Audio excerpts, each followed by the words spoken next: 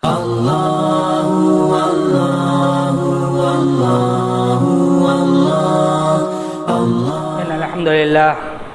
لله نحمده ونستعينه ونستغفره ونؤمن به ونتوكل عليه ونعوذ بالله من شرور أنفسنا ومن سيئات أعمالنا من يهده الله فلا مضل له ومن يضلله فلا هادي له ونشهد أن لا إله إلا الله وأشهد أن محمدا عبده ورسوله أما بعد فإن خير الحديث كتاب الله وإن خير الهدي هدي محمد صلى الله عليه وسلم وشر الأمور محدثاتها وكل محدثة بدعة وكل بدعة ضلالة وكل ضلالة في النار.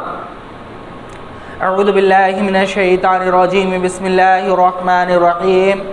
يا أيها الناس اتقوا ربكم الذي خلقكم من نفس واحدة وخلق منها زوجها وبث منهما رجالا كثيرا ونساء واتقوا الله الذي تساءلون به والأرحام إن الله كان عليكم رقيبا. يا أيها الذين آمنوا اتقوا الله حق تقاته ولا تموتن إلا وأنتم مسلمون. يا أيها الذين آمنوا اتقوا الله وقولوا قولا سديدا يصلح لكم أعمالكم ويغفر لكم ذنوبكم ومن يطع الله ورسوله فقد فاز فوزا عظيما. رب اشرح لي صدري ويسر لي أمري واحلل عقدة من لساني يفقهوا قولي رب زدني علما رب زدني علما. محترم حاضرین جمعہ، دینی ملی بھائیوں، عزیز بچوں، ماں اور بہنوں، تمام قسم کی تعریف اور توصیف، کبریائی، بڑائی، بزرگی، عظمت، حمد و ثنا، تحمید، تحلیل، تکبیر سب اللہ رب العالمین کے لیے لائق اور زیبا ہے، جس نے اس دنیا فانی کے اندر ہمیں پیدا کیا اور ہماری ضروریات کی چیزیں مہیا کی. بعد درود و سلام نازل ہو انبیاء کرام کے سلسلے، بالخصوص نبی آخر الزماں، خاتم النبیین، سید المرسلین، محمد بن عبداللہ صلی اللہ علیہ وسلم پر. پروردگار ہمیں آپ کے جھنڈے کے نیچے قیامت کے دن جمع فرما اور ہمیں آپ صلی اللہ علیہ وسلم کی شفاعت نصیب فرما، آمین. حضرات، گزشتہ 3 جمعوں سے حضرت ابوبکر صدیق رضی اللہ تعالی عنہ کے فضائل، آپ کے کارنامے اور آپ کی شخصیت اور آپ کی زندگی پر کیے جانے والے اعتراضات کے جوابات پر خطبہ جمعہ کا یہ سلسلہ شروع ہے. خلیفہ اول حضرت ابوبکر صدیق رضی اللہ تعالی عنہ کے بارے میں جاننا اس لیے ضروری ہے کیونکہ دراصل وہ محبت رسول اور اطاعت رسول کے معیار اور آئینے ہیں. دونوں بنیادوں کو انہوں نے اتنی مضبوطی سے کھڑا کیا ہے کہ امت کے ہر شخص کی ضرورت ہے کہ ان کی زندگی کو سمجھنے اور پرکھنے کی کوشش کرے. میں آج کے خطبہ جمعہ میں 2 مثالوں کے ذریعے سے اسے آپ کے سامنے واضح کروں گا. ابو بکر صدیق رضی اللہ تعالیٰ عنہ کی شخصیت کا ماننا اس لیے ضروری ہے کیونکہ بقول شاہ ولی اللہ محدث دہلوی رحمہ اللہ کے، رسول کے بعد صحابہ کا سب سے پہلا اجماع ہوا ہے ابو بکر صدیق کی خلافت پر، اور اگر اس اجماع کو تسلیم نہ کیا گیا یا اس اجماع کے خلاف اٹھائی جانے والے تمام اعتراضات کو صاف نہیں کیا گیا تو دنیا میں سیرت رسول، کتاب اللہ اور سنت رسول کا کوئی بھی گوشہ شک و شبہ سے بالا تر نہیں ہو سکتا ہے. اگر صحابہ نے اپنے ذاتی مفاد کے لیے نعوذ باللہ ایک شخص کو خلیفہ بنانے پر اتحاد کر سکتے ہیں تو کتاب اللہ کی آیتیں تبدیل کرنے میں بھی اتفاق کر سکتے ہیں، سنت رسول تبدیل کرنے میں بھی اتفاق کر سکتے ہیں، سیرت رسول بھی تبدیل کرنے میں اتفاق کر سکتے ہیں، رسول کی لائی ہوئی شریعت بھی بدلنے میں اتفاق کر سکتے ہیں. اس لیے ضروری ہے کہ خلیفہ اول، جس کے اوپر رسول اکرم صلی اللہ علیہ وسلم کا اٹوٹ اعتماد تھا، اس کی شخصیت، سیرت اور کردار کو واضح کیا جائے اور اسے سمجھا جائے اور اپنی زندگی میں نافذ کیا جائے. حضرات، میں نے گزشتہ خطبہ جمعہ میں حضرت ابوبکر کی خلافت کے بارے میں ایک بڑے اعتراض حدیث قرطاس کا جواب دیا تھا. آج میں 2 اور اعتراضات آپ کے سامنے رکھوں گا اور اس کی وضاحت کروں گا. پھر سیرت ابوبکر کے میں ہمارے لیے کیا نمونہ ہے اس پر چند باتیں رکھنے کی کوشش کروں گا۔ پہلی بات، حضرت ابوبکر صدیق کی خلافت پر ایک بڑا اعتراض یہ کیا جاتا ہے کہ حضرت علی رضی اللہ تعالیٰ عنہ نے غصہ ہو کر کے ان سے بیعت نہیں کی تھی، اور یہ بڑا اعتراض ہے۔ بعض لوگ کہتے ہیں کہ بعد میں انہوں نے بیعت کر لی، اور بعض لوگ آگے بڑھتے ہیں اور وہ کہتے ہیں کہ جبراً بیعت کر لی، ڈر کر کے بیعت کر لی، اور بعض لوگ یہ کہتے ہیں کہ انہوں نے دل سے بیعت نہیں کی لیکن لوگوں کو دکھانے کے لیے بیعت کر لی۔ اس واضح بات کو سمجھنا بھی انتہائی ضروری ہے۔ اگر امت کسی بات پر اجماع کر لے تو ایک دو شخص کے اعتراض کرنے سے اس اجماع پر کوئی اثر نہیں پڑتا ہے، یہ اصول اور قاعدہ ہے۔ اور ایک سیدھا جواب ہے، اگر پوری امت نے صحابہ کرام کے مجموعے نے اجماع کر لیا تھا تو حضرت علی رضی اللہ تعالیٰ عنہ کے اکیلے اعتراض کی کوئی حیثیت اور اہمیت نہیں ہے، کیونکہ وہ فرد ہیں اور صحابہ کرام کے تمام مجتہدین ایک طرف ہیں اور انہوں نے بیعت کی ہے۔ یہ ایک جواب ہوا، لیکن یہ جواب درست نہیں ہے، کیونکہ ایسا کوئی حادثہ اور واقعہ دراصل پیش ہی نہیں آیا ہے۔ میں نے پہلے بھی بتایا آپ کو کہ اللہ کے رسول صلی اللہ علیہ وسلم کی جب وفات ہوئی، آپ اس دنیا سے تشریف لے گئے تو حضرت ابوبکر صدیق رضی اللہ تعالیٰ عنہ مدینہ میں موجود نہیں تھے۔ جب وہ آئے، مسجد میں خطبہ دیا، خطبہ دینے کے بعد حالات انتہائی مشکل صورتحال سے گزر رہے تھے۔ اسی بیچ میں ایک صحابی نے آ کر کے انہیں بتایا کہ سقیفہ بنو سعدہ میں لوگ متحد ہو کر خلافت کے معاملات پر بات کر رہے ہیں۔ حضرت ابوبکر، حضرت عمر اور حضرت ابو عبیدہ بن جراح رضی اللہ تعالیٰ عنہ وہاں گئے، بات چیت ہوئی اور بیعت کر لی۔ حضرت ابوبکر صدیق رضی اللہ تعالیٰ عنہ جب وہاں سے آئے تو مسجد نبوی میں منبر پر بیٹھ کر کے ان کے ہاتھ پر بیعت کی گئی، اور اس بیعت میں تمام صحابہ کرام نے اپنا خلیفہ مان کر کے ان کے ہاتھ پر بیعت کی۔ حضرت علی رضی اللہ تعالیٰ عنہ کے بارے میں آتا ہے کہ انہوں نے 6 مہینے بعد بیعت کی، لیکن ایسا نہیں ہے۔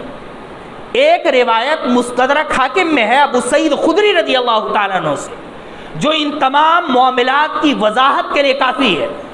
4457 نمبر کی روایت ہے اور صحیح سند کے ساتھ مروی ہے۔ اس روایت میں کہتے ہیں ابو سعید خدری رضی اللہ تعالیٰ عنہ کہ جب حضرت ابوبکر مسجد نبوی میں آ کر کے بیعت لینے لگے تو بیعت لیتے ہوئے ان کی نظر دوڑائی انہوں نے تو حضرت علی نہیں دکھے، تو پوچھا کہ اللہ کے رسول صلی اللہ علیہ وسلم کے چچا زاد بھائی اور آپ کے داماد کہاں ہیں؟ لوگ انہیں بلا کر کے لائے۔ حضرت ابوبکر صدیق نے کہا کہ اے اللہ کے رسول کے داماد اور چچا زاد بھائی، کیا آپ مسلمانوں کی جماعت میں تفرقہ ڈالنا چاہتے ہیں؟ حضرت علی رضی اللہ تعالیٰ عنہ نے منع کیا، کہا میری ایسی کوئی رائے نہیں ہے، ہاں یہ تکلیف اور درد ضرور ہے۔ بعد والی روایت میں بھی انہوں نے یہ بات کہی ہے کہ آپ نے مشورے میں مجھے شریک نہیں کیا۔ حضرت عمر رضی اللہ تعالیٰ، ابو بکر رضی اللہ تعالیٰ عنہ نے ان کو سمجھایا، حالات کا پورا خاکہ ان کے سامنے رکھا اور انہوں نے بیعت کر لی۔ اسی میں حضرت زبیر رضی اللہ تعالیٰ عنہ کو بھی حضرت ابو بکر رضی اللہ تعالیٰ عنہ نے ڈھونڈا، بلوایا اور ان سے بھی کہا حواری رسول اکرم صلی اللہ علیہ وسلم کے پھوپھی زاد بھائی، کیا آپ مسلمانوں کی جماعت میں تفرقہ ڈالنا چاہتے ہیں؟ کہا نہیں، اللہ کے رسول کے خلیفہ میں ایسا نہیں کرنا چاہتا ہوں۔ پھر انہوں نے بیعت کر لی۔ پھر وہ آخری 6 مہینے کی بیعت کا کیا معاملہ ہے؟ اسی روایت میں کئی ایک باتیں آتی ہیں، وہ روایت آپ تفصیل سے پڑھیے گا، کبھی موقع ملا کوئی پروگرام ہوا تو میں انشاءاللہ وہ تمام روایتیں آپ کے سامنے رکھ کر کے آپ کو سمجھانے کی کوشش کروں گا۔ وہ روایت پڑھتے ہیں تو اس میں ایک بات آتی ہے کہ جب حضرت فاطمہ رضی اللہ تعالیٰ عنہ کی وفات ہو گئی اور حضرت علی باہر نکلنے لگے تو لوگوں کی نظریں آپ پر پڑتی تھیں تو ایک عجیب محسوس کرتے تھے۔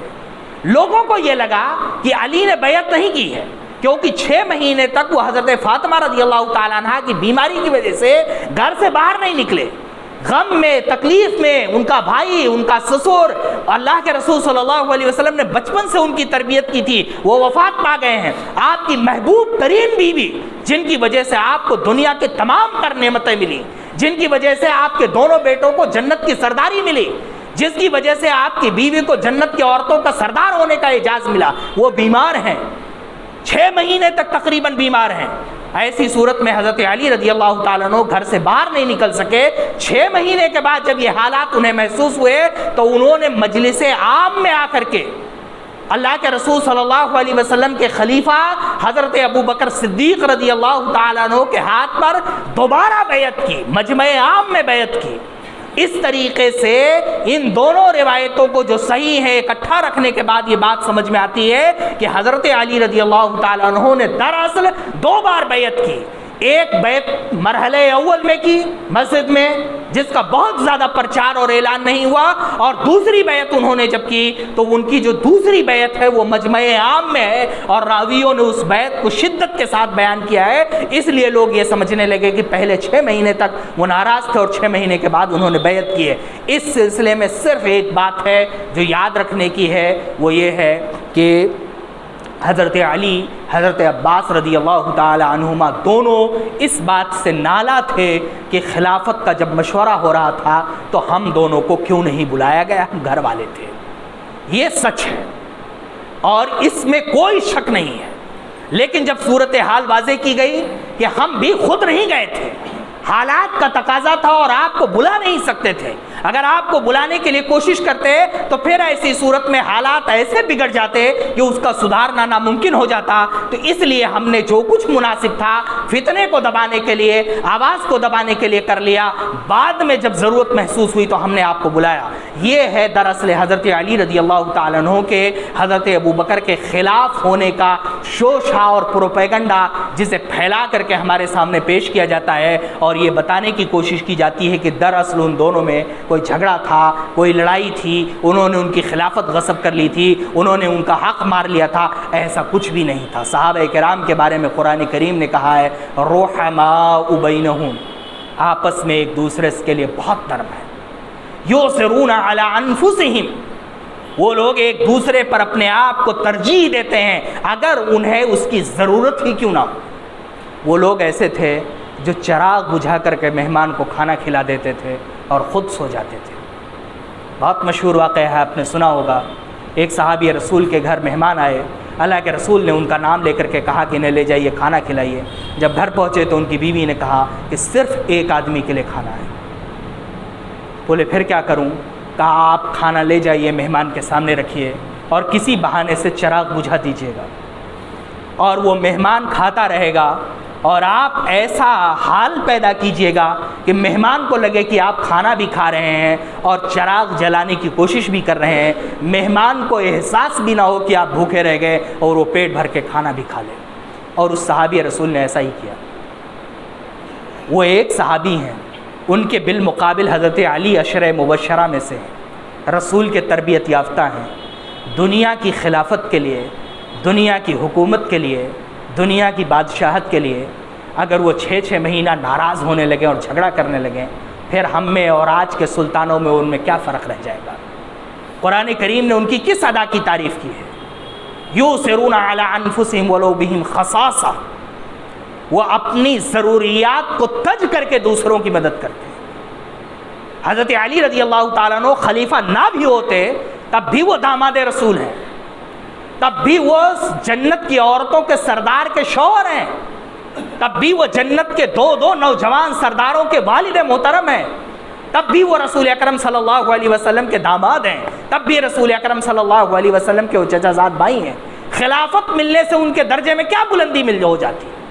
اگر حضرت ابو بکر صدیق رضی اللہ تعالیٰ عنہ کو خلافت نہ ملتی تو کیا وہ انبیاء کے بعد سب سے افضل ترین شخصیت ہے، اسے کوئی ہٹا سکتا تھا؟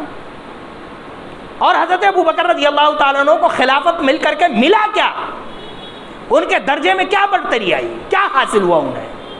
اس لیے ہم اپنے آپ پر جب انہیں قیاس کرنے لگتے ہیں اور بعد کے سلطانوں اور بادشاہوں پر قیاس کرنے لگتے ہیں، دربار، بادشاہ، اس کا در، اس کا محل، اس کا گھر وغیرہ الفاظ استعمال کرنے لگتے ہیں، تب یہ فتنے ہمارے ذہنوں میں پیدا ہوتے ہیں۔ وہ لوگ اتنے پاک باز تھے، دل کے اتنے صاف تھے، ایک دوسرے سے اس قدر ٹوٹ کر کے محبت کرنے والے تھے کہ اپنا سب کچھ لٹا دے کر کے خوش رہتے تھے، پتھروں پر سو جاتے تھے، اپنا کھانا دوسروں کو کھلا دیتے تھے، اپنی جائیداد دینے کے لیے تیار ہو جاتے تھے۔ حضرت عبد الرحمن بن عوف کو ان کے انصاری بھائی نے کہا تھا میری 2 بیویاں ہیں، آپ دونوں کو دیکھ لیجئے، ان میں سے جو آپ کو پسند ہو میں طلاق دے دیتا ہوں، آپ اس سے شادی کر لیجئے، میری یہ جائیداد ہے، آپ خود 2 حصوں میں تقسیم کر لیجئے، ایک حصہ آپ کا ہے، ایک حصہ میرا ہے۔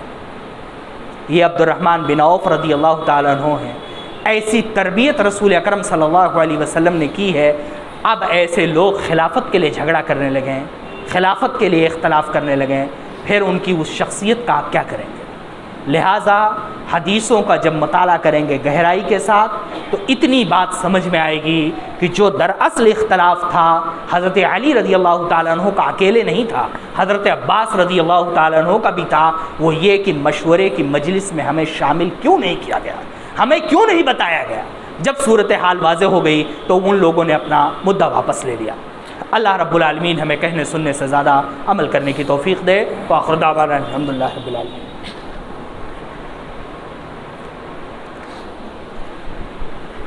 الحمدللہ نحمده ونستعینه ونستغفره ونؤمن به ونتوکل علیہ ونعوذ باللہ من شرور انفسنا ومن سیئات اعمالنا من يهده الله فلا مضل له ومن يضلل فلا هادي له ونشهد ان لا اله الا الله واشهد ان محمدا عبده ورسوله اما بعد۔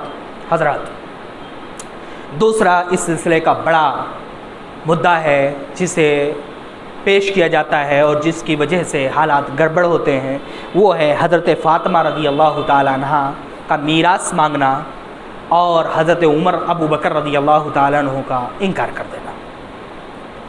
یہ مدعا بڑے اور اہم مدعوں میں سے ہے۔ میں تھوڑے زیادہ الفاظ میں اس کی وضاحت کرنا چاہوں گا تاکہ یہ بات ہمیں اور آپ کو سمجھ میں آ جائے۔ نبی کریم صلی اللہ علیہ وسلم کی جب وفات ہوئی تو اگر آپ کی وراثت تقسیم کی جاتی، قرآن کریم کے سورہ نساء میں تمام میراث کی آیتیں اکٹھا ہیں، آپ میں سے ہر آدمی ایک بار جا کر کے وہ ترجمہ پڑھ لے، جو اعتراضات کھڑے کیے جاتے ہیں وہ سب کچھ ہوا کی طرح اڑ جائیں گے۔ اللہ کے رسول صلی اللہ علیہ وسلم کی وراثت کو اگر تقسیم کیا جاتا تو حضرت فاطمہ کا جائیداد کا صرف آدھا حصہ تھا، 1/8 آپ کے اجواز کا تھا، اور جائیداد میں سے جو کچھ ان دونوں کو دینے کے بعد بچتا وہ بطور اسبا حضرت عباس رضی اللہ تعالیٰ عنہ کا حق تھا، کیونکہ آپ کے سب سے قریبی خونی رشتہ دار حضرت عباس رضی اللہ تعالیٰ عنہ تھے۔ اگر وراثت تقسیم ہوتی تو اس بنیاد پر آدھا جائیداد حضرت فاطمہ رضی اللہ تعالیٰ عنہ کا، 1/8 آپ کے اجواز کا، اور بقیہ ان دونوں کو دینے کے بعد جو کچھ بچتا وہ حضرت عباس رضی اللہ تعالیٰ عنہ کا تھا۔ اور میراث کے فن میں سب سے مضبوط اسبا ہوتا ہے، سب سے مضبوط اسبا ہوتا ہے، میراث کا سب سے بڑا دعوے دار اسبا ہوتا ہے، اور وہ حضرت عباس تھے، کیونکہ آپ کے سب سے قریبی جو آپ کے اوپر کے رشتہ داروں میں تھے، اسبا بننے کی صلاحیت رکھتے تھے، وہ حضرت عباس تھے۔ یہی وجہ ہے کہ صرف حضرت فاطمہ نے وراثت کا مطالبہ نہیں کیا ہے، بلکہ مطالبہ 3 طرف سے ہوا ہے۔ ہم ایک طرف سے جانتے ہیں نا، مطالبے 3 طرف سے ہوئے ہیں۔ حضرت عائشہ صدیقہ رضی اللہ تعالیٰ عنہ کی جو بخاری کی روایت ہے اس میں ایک کے آنے کا ذکر نہیں ہے۔ حضرت عائشہ صدیقہ رضی اللہ تعالیٰ عنہ کہتی ہیں کہ حضرت فاطمہ اور عباس دونوں آئے تھے مانگنے، گویا کہ ایک اسبا جو تھے حضرت عباس بھی آئے اور حضرت فاطمہ بھی آئیں، دونوں حضرت ابوبکر صدیق رضی اللہ تعالیٰ عنہ کے پاس آئے اور کہا کہ ہمیں رسول اکرم صلی اللہ علیہ وسلم کی میراث میں سے حصہ دیجیے ہمارا۔ اور حضرت عائشہ صدیقہ کی ہی ایک روایت مسلم شریف میں ہے، وہ کہتی ہیں جب اللہ کے رسول صلی اللہ علیہ وسلم کی وفات ہوئی تو آپ کے اجواز نے عثمان بن عفان رضی اللہ تعالیٰ عنہ کو آپ اپنا نمائندہ بنا کر کے خلیفہ رسول کے مجلس میں بھیجنا چاہا کہ ہماری وراثت تقسیم کر کے ہمیں دی جائے۔ حضرت عائشہ کہتی ہیں کہ جب اس مجلس میں مجھے شامل کیا گیا تو میں نے ان لوگوں سے کہا کہ کیا اللہ کے رسول صلی اللہ علیہ وسلم کی بات بھول گئی آپ لوگ کہ آپ نے کہا تھا لا نورث ما ترکنا فہو صدقہ، ہم انبیاء کی جماعت وراثت نہیں چھوڑتے ہیں، ہم جو کچھ بھی اللہ رب العالمین کے راستے میں چھوڑ کر کے جو کچھ ہم چھوڑ کر کے جاتے ہیں وہ صدقہ ہوتا ہے، ہماری جائیداد تقسیم نہیں کی جاتی ہے۔ پھر آپ کے اجواز نے روایت کا یہ حصہ سننے کے بعد اپنا نمائندہ بھیجنا منسوخ کر دیا اور ان کا نمائندہ حصہ مانگنے نہیں گیا۔ باقی بچے حضرت عباس اور حضرت فاطمہ دونوں آئے اور حضرت ابوبکر صدیق رضی اللہ تعالیٰ عنہ کے یہاں کھڑے ہوئے اور آپ نے اور حضرت عباس نے اپنا مطالبہ پیش کیا۔ حضرت ابوبکر صدیق رضی اللہ تعالیٰ عنہ نے طویل روایت ہے اس میں یہی بات کہی کہ میں اپنے اہل بیت پر رسول کے اہل بیت کو ترجیح دیتا ہوں، میں بہت محبت کرتا ہوں، لیکن رسول اکرم صلی اللہ علیہ وسلم کا فرمان ہے کہ ہم انبیاء کی جماعت وراثت تقسیم نہیں کرتے ہیں یا ان کی وراثت تقسیم نہیں ہوتی ہے، اس لیے میں آپ کو نہیں دے سکتا ہوں۔ اور ایک جملہ اور کہا کہ میں رسول کے اس معاملے میں ذرہ برابر بھی تغیر نہیں کروں گا، جو کچھ اللہ کے رسول صلی اللہ علیہ وسلم چھوڑ کر کے گئے ویسے ہی چلتا رہے گا، اور اہل بیت کو جس طرح ان کا حصہ ملتا تھا اہل بیت کو ان کا حصہ ملتا رہے گا۔ حضرت عباس نے بھی اپنا مطالبہ واپس کر لیا اور چلے گئے، اور بات بچتی ہے حضرت فاطمہ رضی اللہ تعالیٰ عنہ کی کہ وہ بھی واپس چلی گئیں اور پھر ابوبکر رضی اللہ تعالیٰ عنہ سے انہوں نے بات نہیں کی۔ اب راوی کہہ رہا ہے وہ ناراض تھی، یہ بات حضرت فاطمہ نے خود نہیں کہی میں ناراض ہوں، نہ حضرت فاطمہ رضی اللہ تعالیٰ عنہ کے کسی عمل سے ثابت ہوا۔ کس نے کیا سمجھا، کیسا سمجھا، کیا سمجھا، یہ ضرور ہے کہ انہوں نے یہ مطالبہ رکھا۔ حدیث سننے کے بعد وہ حضرت ابوبکر کے پاس سے اٹھی اور اٹھنے کے بعد چلی گئی، بعد میں وہ بیمار ہو گئی اور اسی بیماری میں ان کی وفات ہو گئی۔ گویا کہ وراثت میں حصہ پانے والے تینوں فریق نے رسول کی جائیداد میں حصہ مانگنے کا من بنایا اور حصہ مانگنے کی کوشش بھی کی، لیکن روایت رسول صلی اللہ علیہ وسلم سننے کے بعد اپنا مطالبہ واپس کر لیا۔ بس کہانی اور قصہ یا واقعہ اتنا ہی ہے، اس سے زیادہ کچھ نہیں ہے۔ حضرت فاطمہ رضی اللہ تعالیٰ عنہ کی طبیعت خراب ہو گئی اور وہ اسی بیماری میں وفات پا گئیں۔ حضرت علی رضی اللہ تعالیٰ عنہ نے کسی کو شریک کیے بغیر گھر کے چند افراد کو ایک ساتھ رکھ کر کے انہیں رات میں دفن کر دیا، ان کے جنازے کی نماز پڑھا دی، کسی کو نہیں بتایا۔ صرف حضرت ابوبکر کو نہیں بتایا ایسا نہیں ہے، انہوں نے کسی کو نہیں بتایا۔ گھر کے کچھ لوگ تھے، انہیں لوگوں نے انہیں حضرت فاطمہ رضی اللہ تعالیٰ عنہ کو دفن کر دیں۔ راوی حدیث کہتے ہیں کہ کئی ایسے لوگ تھے کہ جنہیں انہوں نے نہیں بتایا، جب پوچھا کیوں نہیں بتایا تو بتایا حضرت فاطمہ نے وصیت کی تھی کہ مجھے رات میں دفن کرنا تاکہ میری بے پردگی نہ ہو، غیر محرم لوگ میرے جنازے میں شریک نہ ہو، اس لیے میں نے ایسا کیا۔ بس یہی اتنا واقعہ ہے اور بس اتنی سی بات ہے۔ گویا کہ اس سے یہ پتہ چلا کہ حضرت فاطمہ کو بھی، حضرت عباس کو بھی اور ازواج مطہرات کو بھی رسول اکرم صلی اللہ علیہ وسلم کا یہ حکم نہیں ملا تھا۔ جب ان لوگوں کو رسول اکرم صلی اللہ علیہ وسلم کا یہ قول ملا تو جیسے انصار پیچھے ہٹ گئے تھے رسول اکرم صلی اللہ علیہ وسلم کی حدیث سننے کے بعد، ایسے یہ تمام افراد پیچھے ہٹ گئے۔ سوال یہ پیدا ہوتا ہے کہ جب وراثت تھی اور تقسیم ہونا تھا تو حضرت عباس کو نہیں دیا؟ حضرت ابوبکر رضی اللہ تعالیٰ عنہ کا جرم اس وقت ثابت ہوتا جب انہوں نے اپنی بیٹی کو وراثت میں حصہ دے دیا ہوتا، وہ وارث تھیں اور جو وارث ہیں وہی روایت بیان کر رہے ہیں۔ حضرت عائشہ رضی اللہ تعالیٰ عنہ جائیداد کی وارث ہیں، انہیں جائیداد میں حصہ ملتا، اجواز کو روکنے والی وہی ہیں۔ انہوں نے بتایا کہ نبی صلی اللہ علیہ وسلم کی وراثت تقسیم نہیں ہوگی، گویا کہ یہ روایت مشہور تھی۔ حضرت ابو ہریرہ اس کے راوی ہیں، کئی اور صحابہ اس کے راوی ہیں۔ وراثت جنہیں ملنے والی ہے وہ خود کہہ رہی ہے کہ رسول اکرم صلی اللہ علیہ وسلم کا نہیں ملا۔ حضرت ابوبکر رضی اللہ تعالیٰ عنہ کا جرم اس وقت ثابت کر پائیں گے جب یہ ثابت کریں کہ عباس رضی اللہ تعالیٰ عنہ کو ان کا حصہ دے دیا اور حضرت فاطمہ رضی اللہ تعالیٰ عنہ کو نہیں دیا، اور اپنی بیٹی کو، عمر کی بیٹی کو، ابو سفیان کی بیٹی کو، حفصہ کو اور میمونہ کو رسول اکرم صلی اللہ علیہ وسلم کی بقیہ ازواج کو حصہ دے دیا، کسی کو حصہ نہیں دیا۔ اور جرم اس وقت ثابت کر پائیں گے جب آپ یہ ثابت کر لے جائے کہ حضرت ابوبکر نے وہ جائیداد قبضہ کر لی۔ حضرت ابوبکر رضی اللہ تعالیٰ عنہ وہ جائیداد کہاں لے گئے؟ وہ جائیداد اسی طریقے سے رکھا جیسے رسول جہاں جہاں خرچ کرتے تھے ویسے خرچ کرتے رہے، جس کا جتنا حصہ تھا اسے دیتے رہے، اور ان سب سے بڑی بات یہ ہے، علامہ ابن تیمیہ نے منہاج السنہ میں لکھا ہے اور کئی روایتیں موجود ہیں کہ جب حضرت علی رضی اللہ تعالیٰ عنہ کی خلافت آئی تو انہوں نے بھی وہی کیا جو ابو بکر نے کیا تھا، جو عمر نے کیا تھا اور جو عثمان نے کیا تھا۔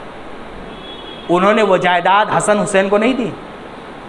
اگر جائیداد وراثت تھی اور تقسیم ہونی تھی تو حضرت فاطمہ کی وفات کے بعد حضرت علی رضی اللہ تعالیٰ عنہ کا جو حصہ تھا اس میں 1/4 اور بقیہ دونوں حصے ان کے بھائی اور بہنوں کے تھے، حسن حسین اور ان کی 2 بہنوں کے۔ حضرت علی رضی اللہ تعالیٰ عنہ نے بھی وہ حصہ نہیں دیا۔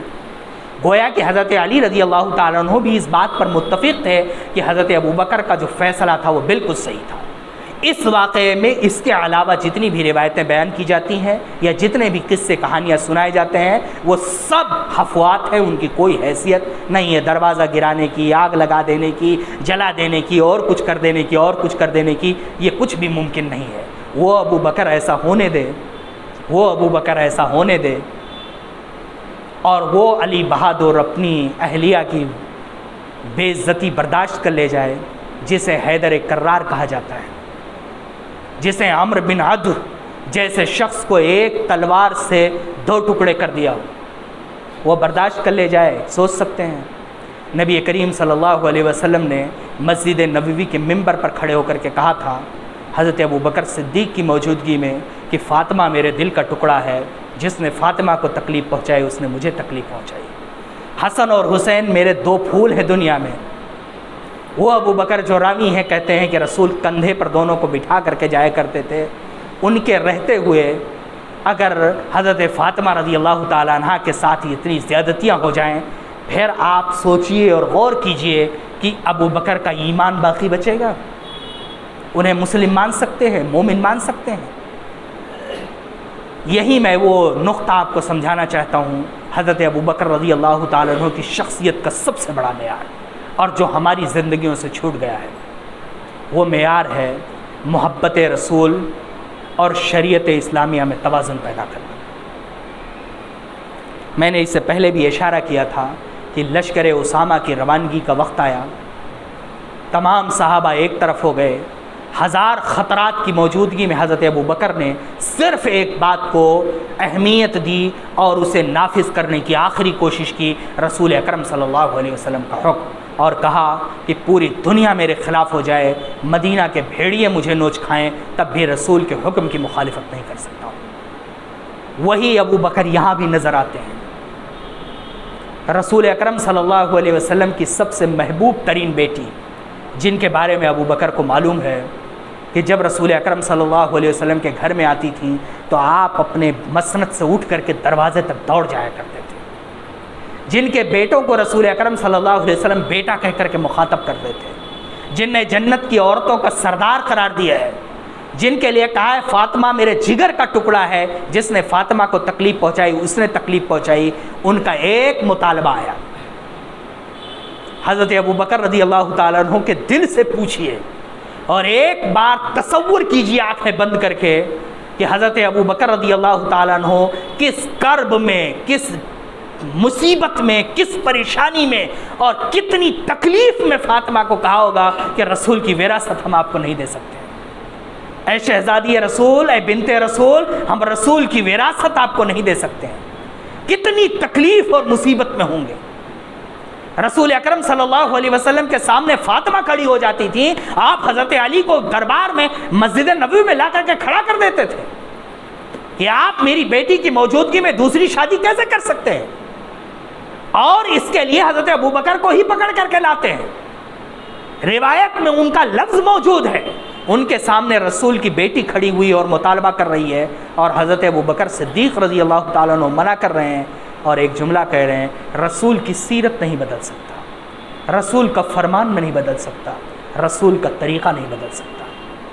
ابو بکر رضی اللہ تعالیٰ عنہ کی زندگی سے جو ہمیں نصیحت ملتی ہے وہ سب سے بڑی نصیحت ہے، دنیا کے تمام مفادات ایک طرف، دنیا کی تمام محبتیں ایک طرف، دنیا کی تمام چاہتیں ایک طرف، دنیا کی تمام خواہشیں ایک طرف، اور رسول خدا صلی اللہ علیہ وسلم کا ایک طرف۔ कभी भी समझौता मत कीजिए अगर कामयाबी चाहते हैं, कभी भी समझौता मत कीजिए कुरान और हदीस से। कितनी भी बड़ी मुसीबत आए और मोहब्बत का कितना बड़ा मेयार आपके सामने खड़े हो जाए, आप कभी भी उस मोहब्बत के मेयार से मत पिघलिए।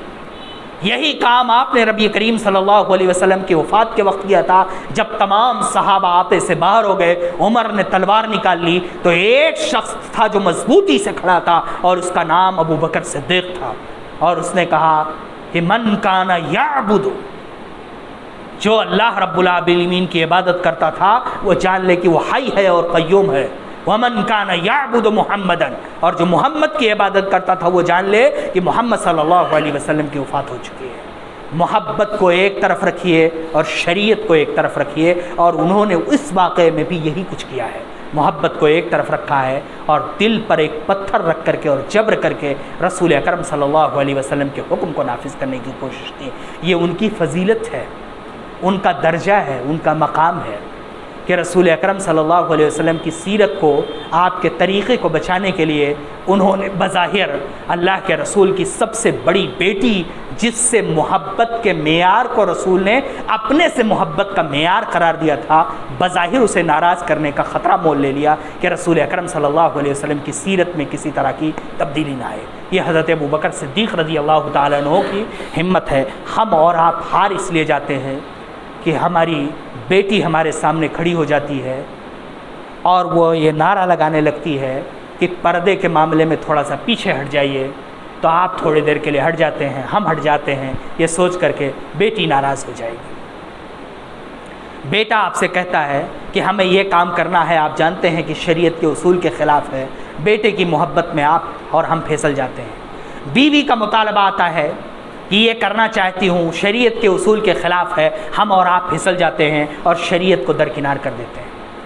अबू बकर अपने बेटों से ज़्यादा रसूल की बेटी से मोहब्बत करते थे, और रसूल अकरम सल्लल्लाहु अलैहि वसल्लम की बेटी आकर के मुतालबा कर रही हैं और उन्हें हदीस सुना रहे हैं, नाराज़ हो रही हैं और मांग रही हैं कि आपके वालिद आप इंतकाल कर जाएंगे तो आपकी विरासत किसे मिलेगी? मेरे बच्चों को मिलेगी, मेरे वालिद की विरासत क्यों नहीं मिलती है? पलट पलट करके एक ही बात कहते हैं, मैं रसूल अकरम सल्लल्लाहु अलैहि वसल्लम की सीरत में तब्दीली नहीं कर सकता। मुसलमानों, अबू बकर रज़ी अल्लाह तआला अन्हु की ज़िंदगी से हम बहुत कुछ सीख सकते हैं, लेकिन इन 4 खुतबों में एक बुनियादी पैगाम देना चाहता हूँ, और वही हमें अपनी ज़िंदगी में पूरी करनी है। जहाँ भी किसी चीज़ की टकराव हो दीन से, वहाँ दीन जीतना चाहिए अगर दुनिया और आखिरत में हम कामयाब होना चाहते हैं। दुनिया की कोई मोहब्बत हमारे सामने आकर के हमें सिराते मुस्तकीम से ना हटा सके। ये हज़रत अबू बकर सिद्दीक़ रज़ी अल्लाह तआला अन्हु की ज़िंदगी का नमूना है। और ये रिवायत ये भी बताती है कि दरअसल हर आदमी को अपने माल के ताल्लुक़ से लालच होती है और इसे दीन के मामले में बुरा नहीं समझते हैं। आप इससे ये इस्तेदलाल मत कीजिए कि हज़रत फ़ातिमा रज़ी अल्लाह तआला अन्हा को लालच थी, वो बहुत ज़्यादा दुनिया बेजार थी, बहुत ज़्यादा।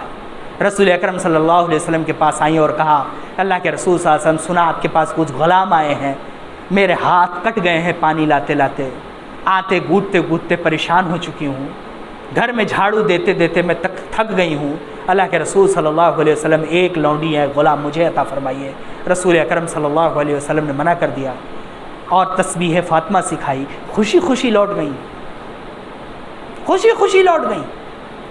ज़िंदगी में कभी भी उन्होंने किसी भी माल की शिकायत नहीं की। हज़रत अली रज़ी अल्लाह तआला अन्हु के पास था क्या? बाद में जंगों में बहुत कुछ उन्हें मिला। जब उनकी शादी हुई तो क्या था उनके पास? घर किसी सहाबी ने दिया था, ज़ेरा बेच करके अल्लाह के रसूल सल्लल्लाहु अलैहि वसल्लम के घर के सामान का किया था। लेकिन कुर्बान जाइए हज़रत फ़ातिमा रज़ी अल्लाह तआला अन्हा पर कभी भी एक आवाज़ नहीं उठाई।